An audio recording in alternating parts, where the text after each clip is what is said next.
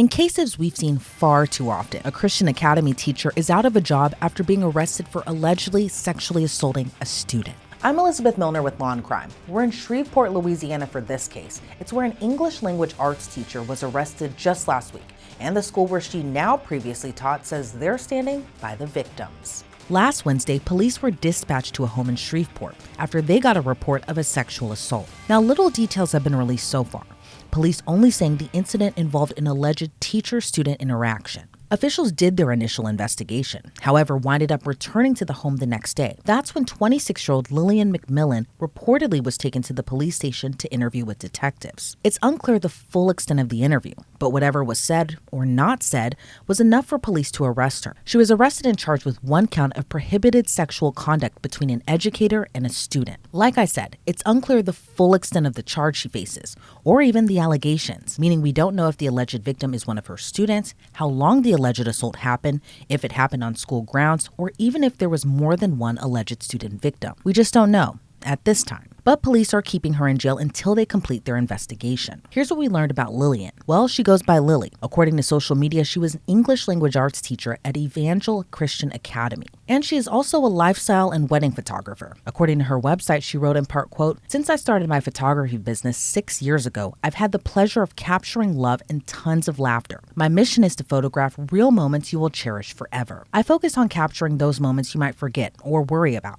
like a baby constantly crying during a session or your toddler just wanting to run around. Those are the moments I love seeing because those are the ones you will look back on and laugh about. Capturing the moments is what I focus on most." As for her job as an English language arts teacher, well, she no longer has that job after Evangel Christian Academy caught wind of the allegations. The school's pastor even sending out an email to parents to let them know. In an email obtained by KSLA, Pastor Denny Duran wrote, quote, "It is with a heavy heart that we inform you of the following information that will be in the media soon. Our main objective as an institution is to love, protect, and educate children. As mandatory reporters, we immediately contact local authorities when we receive a report of inappropriate behavior and let them investigate. SPD has determined that inappropriate behavior occurred between a teacher and student. This high school teacher was hired last summer after a clear background check. We released this teacher immediately and will continue cooperating with authorities and stand by the victims." As for Lillian, right now no plea has been entered yet, and she remains in jail.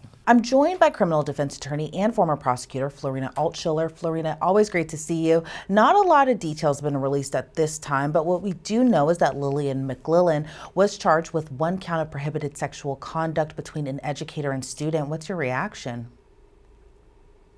You know, this is yet another case where we see a teacher that's in a position of power being accused of taking advantage of that power, potentially grooming, isolating, and sexually abusing a child that is a student. And let's be perfectly clear, these are children that are being sexually abused. There's no such thing as consent when we're talking about children. And what all goes into an investigation like this? Again, we don't know a lot right now, but from reports that we do have, police responded to her home after receiving a report of sexual assault. They initially interviewed her, then interviewed her the next day, and then arrested her. But again, my question to you is, what all goes into an investigation like this? So they always interview, obviously, the child that's involved. They'll interview parents, they'll interview classmates, they'll interview other people at the school to see who maybe can support some of what is being told. They'll look at social media. Sometimes there's text messages. Sometimes there's messages through social media apps between the two of them. And they'll look for any sort of inappropriate conduct between teacher and student and contact outside of school between teacher and student and conduct and contact in school where the two maybe were alone. They're going to look at all of that. They're going to look and see what this child is saying happened and see what other evidence there may be to support what this child is saying happened. Oftentimes, the teacher, who's the offender here, will make some admissions. Maybe they won't admit to everything, but they'll admit to being alone with the child, or they'll admit to sending some messages to the child, and that's going to corroborate what the child is saying. A big thank you to Odoo for sponsoring us. Odoo is an incredible all-in-one business management software that provides you with a range of applications. One of my personal favorites is Odoo's website builder. With their drag and drop features and AI copywriter, it helps me come up with website descriptions, like the site I built for my cat Buttons. It was pretty easy to set up, and just a couple minutes later, I now have buttonsthecat.com. So again, a huge thank you to Odoo for sponsoring our news stories. And you can build your website now as well. The domain is free for the first year when you use our link, odoo.com/lcnewsweb. Again, that's odoo.com/lcnewsweb for a free domain for your first year. And it seems like, when we cover a lot of these types of stories, it seems like the evidence is very critical, especially when it comes to cell phone evidence. Like you had mentioned, what is being said in text messages or on Snapchat or any type of social media. But again, in your opinion, how critical is the text messages going to be in a case like this, or the potential Snapchat messages? Again, we don't know right now, but it seems like that would be very critical to this case.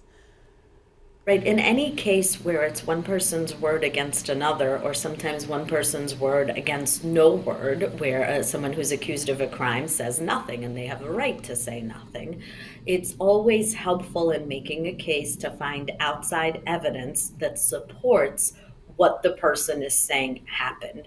Text messages, social media communication, sometimes there's surveillance video, there's cameras on school buildings and parking lots. If they say that they went somewhere, sometimes there's cameras in public places that will catch the two of them together. Any eyewitnesses that have seen whatever it is that's being said happened, that's always going to help corroborate and support the story that's being offered.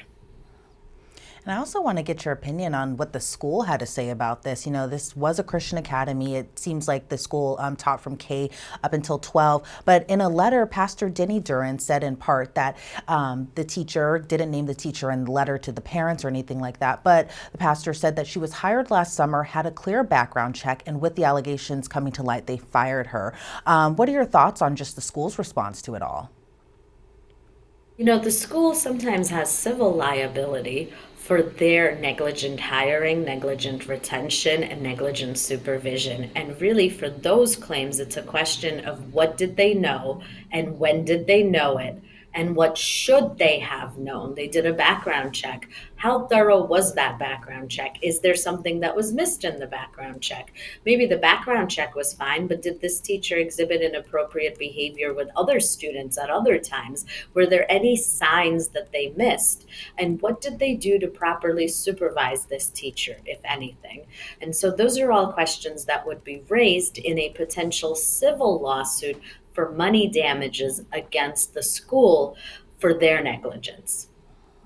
And it makes a lot of sense, too, especially if the student, the alleged victim in this case, did want to pursue civil action, possibly after the criminal case is over. But again, we don't know that just yet. And, we cover a lot of these types of cases here. And I know you and I have had a lot of discussions about this topic. And it seems like, most of these women who are accused of these types of crimes, they kind of fall into the same category in a way. They're fairly young, in their early 20s, or just in their 20s altogether. Normally, they're married. Lillian is married, from what we saw on her social media pages. In your opinion, why do you think we're seeing these same types of cases more and more? Do you think it's because students feel more comfortable kind of reporting this type of activity as opposed to years ago where there was kind of this stigma attached to it, especially when it comes to male student victims? Again, we don't know that, or we don't know the gender of the alleged victim in this case, but what do you think it is as far as why we're seeing more of these cases recently? Well, one of the problems is teachers becoming too comfortable with their students. And with social media, we feel like we know everything about people because people post, and they post a lot of information about themselves. And sometimes we think that we are more closely connected to people that we really should not be that connected to. And that will pull down walls and will allow people to get closer than they really should. And, going off of that, a grand jury, no indictment just yet or anything like that, but do you see a grand jury, with what we know now, indicting her, and what all goes into presenting a case like this to a grand jury? It's really difficult to tell with very limited information at this time, but I am confident that the local district attorney's office will evaluate all of the information that they have available and will make a decision to decide whether or not there is sufficient evidence to go forward with these criminal charges and have the case indicted by a grand jury. And if this case were to get shown in front of a grand jury, do you see the victim in this case testifying before the grand jury as well? The victim would absolutely have to testify in front of the grand jury. There's really no other way to establish that there was inappropriate and really illegal sexual contact between the victim and this defendant without the victim saying so. And, as a former prosecutor, what was it like talking to victims, especially in cases like this? How comfortable were they kind of going through this whole process? Or was it kind of a situation where you kind of had to take them step by step by step? Because, I can only imagine how difficult this must be as a child to go through something like this. Everybody is different and everybody reacts differently. And I think a lot of times we expect one type of reaction from a victim, but people process information differently, people process experiences differently, and people have different support systems in place. Some people have very helpful friends and family members, and some people do not. Some people have other underlying trauma that this kind of just makes worse. Other people do not. Some people have better coping mechanisms than others. So there really is not a one size fits all reaction or way of handling this, but certainly it's a sensitive situation. There's also gender differences. Sometimes there's social pressure with male victims to kind of be proud of the fact that they're victimized, which is contradictory and doesn't make any sense. But we're talking about social pressures between boys in high school, whereas female victims are more easily perceived as being victims. And sometimes when we have a female perpetrator, the perception is that they're lucky that they had sex with what some people would call an attractive female teacher. And we're forgetting the fact that these are children and they are victims, and their age is their age, regardless of gender. Yeah, and that's why, it's sometimes shocking when, these cases are posted to social media. You browse through the comments and you see some people saying, things along the lines of, I wish I had a teacher, who looked like this back when I was in school. And it's just completely inappropriate, especially to your point, that these children are being victimized by what was supposed to be a trusted adult. In this case, though, again, I can't emphasize enough how limited of the information that we have here is, but do you see this case going to trial or possibly the defendant here taking a plea? Oftentimes, there is a plea offer being made, especially for somebody who has no criminal history.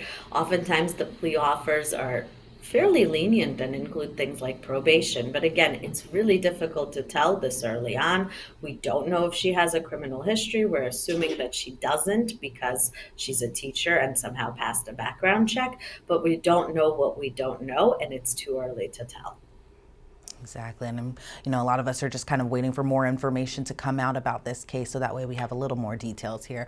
Florina, thank you so much for your insight into this. I really appreciate your time. Before we sign you off, is there anything else you would like to add? Maybe a message to parents out there about speaking with their kids?